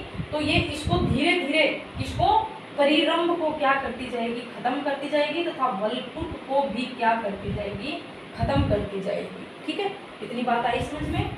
तो अब देखो ये खत्म करेगी तो यहाँ तो कैसा बनेगा, यहाँ जो स्ट्रक्चर बनेगी वो कैसे बनेगी, तो वो मैं बताती हूँ। यहाँ ऐसी बनेगी, देखो ये सबसे बाहर की तरफ जो दिख रही है ये है बाह्य त्वचा, या यहाँ जो बाह्य त्वचा थी वो खत्म कर दी और यहाँ आगे जाकर इन्होंने क्या बना ली, यानी ये जो प्राक कैम्बियम, ये देखो ये मैंने रेड कलर से दिखाया है, ये वो कोशिकाएं हैं अधस्थ त्वचा की कोशिकाएं जो कोलेन काइमा थी, जिन्होंने क्या करना स्टार्ट कर दिया था, विभाजन करना स्टार्ट कर दिया था, यानी कि विभजोतक ऊतक में बदल गई थी। अब ये विभजोतक ऊतक की कोशिकाएं आगे जो वृद्धि करेगी, इधर जो विभाजन करेगी, उसको हम कहेंगे, क्या कहेंगे, कोरक या काग कहेंगे। याद रखना क्या कहेंगे, कोरक या काग कहेंगे। कहाँ, जो प्रीधि की तरफ वृद्धि कर रही है, प्रीधि की तरफ विभाजन कर रही है, कौन, कोरक कैम्बियम की कोशिकाएं। ठीक है। और जो कोरक कैम्बियम की कोशिकाएं नीचे वल्कुट स्तर की तरफ क्या कर रही है, वृद्धि कर रही है, उस स्तर को हम क्या कहेंगे, काग स्तर कहेंगे। क्या कहेंगे, काग स्तर। अब देखो एक और ध्यान देने वाली बात है कि ये काग स्तर किसका निर्माण करता है, 3-4 लेयर बनाएगा, उसको हम द्वितीयक वल्कुट स्तर भी कह सकते हैं। ठीक है। तो क्वेश्चन पूछ लेते हैं कि निम्न में से काग स्तर है, कि द्वितीयक वल्कुट स्तर या वल्कुट स्तर या प्राथमिक वल्कुट स्तर। तो ये कैसा होगा कि ये दूसरी बार वल्कुट बन रहा है, तो ये कैसा कहलाएगा, द्वितीयक वल्कुट स्तर कहलाएगा। ठीक है। फिर देखो, अब देखो जो ये कारक कैम्बियम है, ये ऊपर की तरफ क्या बनाई, कारक या काग बनाई, नीचे की तरफ इन्होंने क्या बनाई, काग स्तर बनाई। तो ये तीनों मिलकर, ये तीनों लेयर मिलकर क्या कहलाती है, परिचरम कहलाती है। क्या कहलाती हैं, परिचरम कहलाती है। ठीक है। फिर देखो, फिर ये जो नीचे की तरफ द्वितीयक फ्लोएम बना है, यहाँ नीचे की तरफ क्या बन रहा है, द्वितीयक फ्लोएम बन रहा है, ये भी तो किसके थ्रू बना है, कैम्बियम के थ्रू। कौन सी कैम्बियम के थ्रू, जो अंदर कैम्बियम है, यानी सेवन कैम्बियम के फलस्वरूप। तो अब देखो, अब आपने यदि देखा होगा, पेड़ एक पादप होता है, ये एक क्या है, पादप है, इस पादप का ये तना है, इस तने पे ऐसे जो बाहर की तरफ क्या है, आपको जिसको क्या बोला जाता है, छोटा बोला जाता है ना, बाहर की तरफ छाल छोटा, उसको बोला जाता है छाल या छाल वलक, कि एक पेड़ की छाल तथा छाल वलक वो किन किन से मिलकर बनी होती है, यहाँ से क्वेश्चन पूछ लिया जाता है। ये इंपॉर्टेंट है कि छाल वलक तथा छाल के अंदर एक पादप के कौन से भाग आते हैं। तो कौन से भाग आते हैं, मैं बता देती हूँ कि एक तो जो परिचरम है, परिचरम किस किस से मिलकर बनी, काग या कारक के थ्रू, काग या कारक तथा कारक कैम्बियम तथा काग स्तर, इन तीनों के द्वारा मिलकर क्या बनी, परिचरम। अब ये तीनों लेयर प्लस में जो द्वितीयक फ्लोएम जो बना ऊपर की तरफ, ये जो द्वितीयक फ्लोएम बना, ये सभी की सभी सतह ये क्या कहलाती है, छाल तथा छाल वलक कहलाती है। ठीक है। क्या इतनी बात समझ में आई। तो ये तो था एक तने के अंदर किस तरह से कोरक कैम्बियम तथा एक आपका सेवन कैम्बियम बनती है, यानी कि ये द्वितीयक वृद्धि किस तरह से होती है। ठीक है, आई बात समझ में। अब हम देखते हैं एक और, हाँ इसके अंदर एक और पॉइंट रह गया है, वो भी मैं बता देती हूँ। वात रंध्र, जो आपने नाम सुना होगा, मैंने पहले भी बताया कि यदि एक परण के एक पत्ती के ऊपर क्या है, आपके रंध्र नहीं पाए जाते हैं, तो गैसों का आदान प्रदान कहाँ से होता है, वो तने के वात रंध्र से होता है। तो वो आप याद रखो कि इनकी जो ये कोशिकाएं हैं, इसकी कार जो यहाँ क्या थी आपकी, यहाँ आपकी क्या है, बाह्य त्वचा थी। यहाँ सबसे बाहर क्या है, बाह्य त्वचा थी, ठीक है। यहाँ बाह्य त्वचा की कोशिकाएं हैं, ठीक है।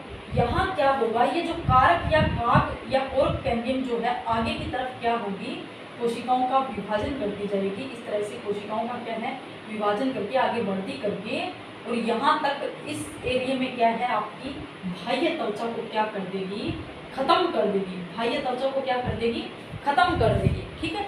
अब देखो यहाँ जो कोर्क कैम्बियम की कोशिका है, क्या उसके बीच में अवकाश नहीं पाया जाता, इनके अंदर अवकाश पाया जाता है, क्योंकि हम देखते हैं कि वल्कट के अंदर अवकाश पाया जाता है। तो ये यहाँ से ये खत्म कर देगी, तो ये वातावरण के संपर्क में आ जाएगी। ये क्या है, वातावरण के संपर्क में आ जाएगी। तो यहाँ से जो वायु है वो क्या है, अंदर प्रवेश कर जाएगी, और अंदर की वायु क्या कहाँ निकल जाएगी, बाहर निकल जाएगी। ऐसे जो यहाँ कोशिकाओं का समूह बना है, इनको बोला जाता है वात रंध्र, ठीक है। वात रंध्र बोला जाता है, यानी कि बाहर अंदर का वातावरण तथा बाहर का वातावरण एक दूसरे के संपर्क में आ गया, किसके थ्रू, वात रंध्र के द्वारा। और ये वात रंध्र का निर्माण किसने किया, आपकी कोर्क कैम्बियम की कोशिकाएं आगे की तरफ, परिधि की तरफ वृद्धि करके क्या बना दिया, वात रंध्र बना दिया, ठीक है। अब देखो यहाँ से गैसों का आदान प्रदान हो गया, आई बात समझ में, ठीक है। अब एक और देखो कि कारक या काक जो है ये क्या होती है, कठोर होती है, इसमें जल की मात्रा नहीं होती। याद रखना, पूछ लिया जाता है कि क्या कारक तथा काक जो है उसके अंदर क्या जल की मात्रा होती है, तो इनके अंदर जल की मात्रा नहीं पाई जाती। क्यों, क्योंकि इनके अंदर एक कार्बनिक पदार्थ सुबेरिन का जमाव हो जाता है। किसका जमाव हो जाता है, सुबेरिन का जमाव हो जाता है, जिसके कारण ये कठोर हो जाती है, जिसके अंदर क्या है, जल नहीं पहुँच जाता है, ठीक है। तो ये तो था आपका कोर्क कैम्बियम, और किस तरह से मैंने ये बताया कि किस तरह से ये द्वितीयक वर्ती होती है। तो ये तो है जो तने के अंदर, एक पादप के ऊपर के भाग तने के अंदर। अब आता है क्या मूल के अंदर भी जो द्वितीयक वर्ती है वो इस तरह से होगी, जैसे हमने 7 मूल कैम्बियम देखी और कोर्क कैम्बियम देखी, क्या वैसे ही होगी। तो छोटा सा टॉपिक है वो और पढ़ लेते हैं, उसके बाद हमारा होता है ये टॉपिक कंप्लीट। तो देखिए यही बता देती हूँ कि किस तरह से उसका निर्माण है।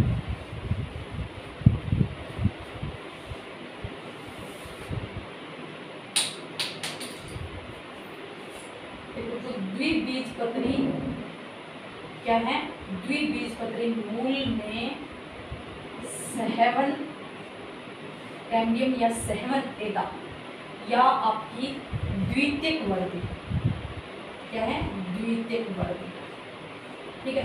देखो यदि याद होगा तो मैंने आपको क्या बताया था, एक मूल के अंदर क्या होता है, अर्य सहवन बंडल पाया जाता है। बहुत ही इंपॉर्टेंट है आपको याद रखना कि तने के अंदर सेवन बंडल, संयुक्त सेवन बंडल होता है, और मूल के अंदर आपका कैसा होता है, अर्य सेवन बंडल होता है। तो देखो किस तरह से होगा कि जैसे मैंने ये बना लिया, ये आपका क्या बनाया, फ्लोएम, और ये मैंने क्या बना लिया, जाइलम, ठीक है। ये क्या है, फ्लोएम, और ये आपका क्या है, जाइलम, ये क्या है, फ्लोएम। यदि आपको याद आ रहा होगा तो अर्य में क्या था कि एकांतर क्रम में था, जाइलम तथा फ्लोएम की कंडीशन कैसे थी, एकांतर क्रम में थी, एक बार जाइलम एक बार फ्लोएम, और अलग अलग त्रिज्याओं पे विद्यमान थे, ठीक है। अब देखो यहाँ कैम्बियम जो बनती है वो कैसे बनती है, देखिए यहाँ बनेगी इस फ्लोएम के नीचे, और यहाँ इस जाइलम के ऊपर से होते हुए, यहाँ फ्लोएम के नीचे, यहाँ जाइलम के ऊपर से होते हुए, यहाँ फ्लोएम के नीचे, यहाँ जाइलम। ये देखो क्या ये आपको लहरदार नहीं दिखाई दे रही, ऐसी लहरदार, लहरदार कौन, सहवन एदा, यानी जो सहवन एदा बनी प्रारंभ में, कब, प्रारंभ में। ये आपके एनसीईआरटी में इस तरह से ही 3-4 डायग्राम दे रखे हैं, तो आप देखना ये क्या बनी, लहरदार, प्रारंभ में क्या बनी, सहवन एदा बनी। इस तरह से इनकी कोशिकाएं क्या थी, यहाँ जो मज्जा की कोशिकाएं वही है, यहाँ जो मज्जा की कोशिकाएं पाई जा रही है एक मूल के अंदर, इन्होंने इन्हीं कोशिकाओं के अंदर क्या हो गया, विभाजन, कुछ कोशिकाएं विभाजन करने लग गई, जो विभाजन करने लग गई उनको हमने क्या नाम दे दिया, सेवन एदा या सेवन कैम्बियम एदा दे दिया, ठीक है। तो ये जो एदा इस तरह से बनी थी, फिर ये क्या करेगी, धीरे धीरे क्या करेगी, ये बढ़ती करती जाएगी। और इसका सेकंड डायग्राम हम देखते हैं किस तरह से होगा। जैसे ये मैंने क्या बना दिया, यहाँ फ्लोएम, ये मैंने क्या बनाया जाइलम, और ये मैंने क्या बनाया जाइलम, और ये फ्लोएम, ये जाइलम और ये फ्लोएम। ठीक है, अब देखो जैसे पहले ये था, अब ये क्या करेगी, ये जैसे जैसे वृद्धि करती जाएगी ऊपर की तरफ। ठीक है, जैसे देखो ये ऊपर की तरफ वृद्धि करती जाएगी, इधर ये क्या वृद्धि करती जाएगी, तो ये इस फ्लोएम को क्या खिसकाएगी, आगे की तरफ खिसकाएगी। ठीक है, यहाँ क्या होता जाएगा द्वितीयक फ्लोएम, ये क्या है प्राथमिक फ्लोएम, और यहाँ जो बन रहा है ये एदा बना रही है, इसको हम कहेंगे द्वितीयक फ्लोएम। यहाँ जो ये क्या है, ये जो बना है ये क्या है प्राथमिक जाइलम, और ये अंदर की तरफ जो बनाएगी इसको हम क्या कहेंगे द्वितीयक जाइलम। ये वैसे के वैसे ही है कि ये एदा क्या कर रही है प्राथमिक जाइलम तथा द्वितीयक जाइलम तथा द्वितीयक फ्लोएम का निर्माण कर रही है। फर्क सिर्फ इतना है कि ये जो एदा बनी, एक बात और यहाँ ध्यान में रखना कि ये जो एदा बनी है ये इस फ्लोएम के नीचे से और इस जाइलम के ऊपर से बनी है, फ्लोएम के नीचे से और इस जाइलम के ऊपर से, ये याद रखना। ये आपके एनसीईआरटी में पूरा क्लियर नहीं बताया गया है, लेकिन मैं यहाँ आपको क्लियर एकदम बता रही हूँ, तो आप ध्यान से समझ लेना।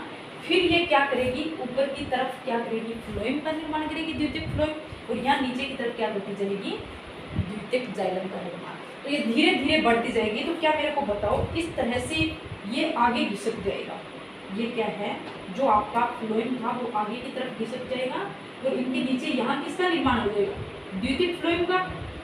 ठीक है, इस तरह से ये हो जाएगा। तो यहाँ जो एधा थी और कैम्बियम थी वो धीरे धीरे करके क्या बना लेगी, इस तरह से इन फ्लोएम को आगे की तरफ घिसकाकर क्या बना लेगी वल्य या वल्याकार रूप धारण कर लेगी। क्या कर लेगी वल्याकार। ठीक है, तो याद रखना जो कैम्बियम ये सबसे पहले प्रारंभ में बनी थी वो कैसी थी लहरदार थी, लेकिन जो बाद में बनी, जो बाद में इसका निर्माण कैसा हो गया वल्याकार हो गया। ठीक है, इतनी बात क्या समझ में आई। ये क्या करेगी वही द्वितीयक जाइलम तथा द्वितीयक फ्लोएम बनाएगी।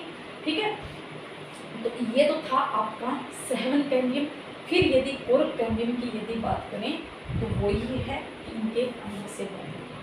तो ये तो था आपकी एक मूल के अंदर जो कैम्बियम है वो किस तरह से बनती है। अब यहाँ मैं आपको एक इम्पोर्टेंट बात बताती हूँ, वो क्या है जो आपके परीक्षा के अंदर पूछा जाता है कि क्या जो आपकी एक द्वितीयक मूल के अंदर या द्वितीयक मूल के अंदर जो कैम्बियम बनी है, क्या कैम्बियम जो बनी है क्या वो पूर्णतः द्वितीयक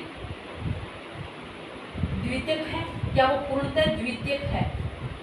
तो देखो यहाँ क्या, जैसे मैंने एक तने के अंदर सहवन जो आपको सहवन कैम्बियम बताई थी उसके मैंने दो प्रकार बताए थे। क्या बताए थे, एक आपका अंतःकुलीय कैम्बियम और एक आपका क्या था अंतराकुलीय कैम्बियम। क्या ऐसा यहाँ द्विबीजपत्री मूल के अंदर, ये हम क्या पढ़ रहे हैं द्विबीजपत्री मूल में पढ़ रहे हैं, क्या इस द्विबीजपत्री मूल के अंदर ऐसा दिखाई दे रहा है नहीं। तो वहाँ जो था, जो तने के अंदर था द्विबीजपत्री तने के अंदर जो अंतःकुलीय एदा थी वो क्या थी प्राथमिक विभ्योतक थी। तो यहाँ तो ये क्या है पूर्णतः द्वितीयक विभ्योतक है या द्वितीयक, ये जो द्वितीयक मूल है ये इनकी कैम्बियम की जो उत्पत्ति है, उत्पत्ति जो है वो क्या है पूर्णतः द्वितीयक है। ऐसा क्वेश्चन पूछा जाता है कि क्या जो द्वितीयक मूल है उसकी उत्पत्ति पूर्णतः द्वितीयक होती है।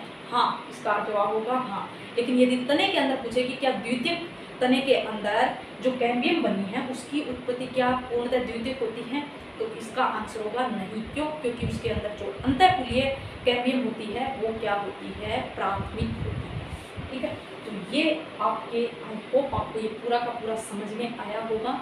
अब यदि बात करें कि एक बीजपत्री मूल है तो उसमें द्वितीयक वृद्धि नहीं होती है। एक बीजपत्री जितने भी पादप हैं उसके अंदर द्वितीयक वृद्धि नहीं होती है। जितने भी द्विबीजपत्री मूल तथा उनकी तने हैं उसके अंदर द्वितीयक वृद्धि होती है। क्यों, क्योंकि उसके अंदर क्या होती है कैम्बियम का निर्माण होता है।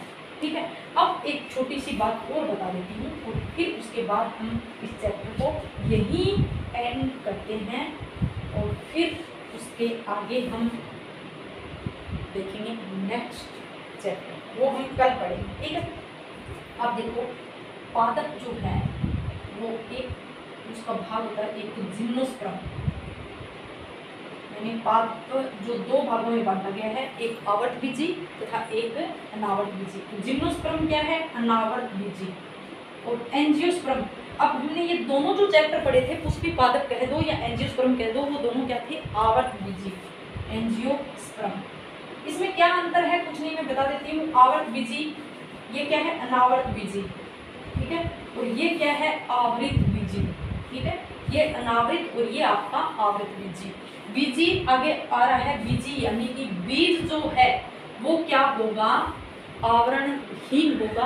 और इसके अंदर क्या होगा? आवरण युक्त, यानी इस एंजियोस्पर्म को बोला जाता है पुष्पी पादप, यानी कि इसके अंदर पुष्प का निर्माण होता है, इसके अंदर पुष्प का निर्माण नहीं होता है। तो देखो एंजियोस्पर्म के अंदर क्या होते हैं? एक बीजपत्री पादप होते हैं और एक कौन से होते हैं? द्विबीजपत्री पादप होते हैं, ठीक है। और यहाँ क्या होता है? यहाँ आपका जो जिम्नोस्पर्म है, अब इन जिम्नोस्पर्म तथा एक बीजपत्री, एंजियोस्पर्म के एक बीजपत्री तथा द्विबीजपत्री पादप, क्या इन तीनों में द्वितीयक वर्दी पाई जाती है? तो यहाँ यदि एंजियोस्पर्म में देखें तो एक बीजपत्री में आपकी क्या है? द्वितीयक वर्दी नहीं होती है, नहीं होती है। क्यों? क्योंकि हमने पढ़ा है कि यहाँ कैम्बियम नहीं बनती है, कैम्बियम का निर्माण नहीं होता है। तो यदि द्विबीजपत्री पादप में पूछे तो यहाँ द्वितीयक वर्दी का निर्माण होता है। और अब जिम्नोस्पर्म की बात आती है, तो जिम्नोस्पर्म में भी आपकी द्वितीयक वर्दी होती है। क्या है? जिम्नोस्पर्म में भी द्वितीयक वर्दी होती है। तो क्वेश्चन पूछा जाता है निम्न में से किसमें द्वितीयक वर्दी नहीं होती? एग्जाम्पल दे देंगे, जिम्नोस्पर्म एक बीजपत्री पादप, द्विबीजपत्री पादप, इसमें से कोई नहीं, या ये दोनों, कैसे भी दे दें, या ये दोनों जिम्नोस्पर्म तथा द्विबीजपत्री। तो किसमें द्वितीयक वर्दी नहीं होती?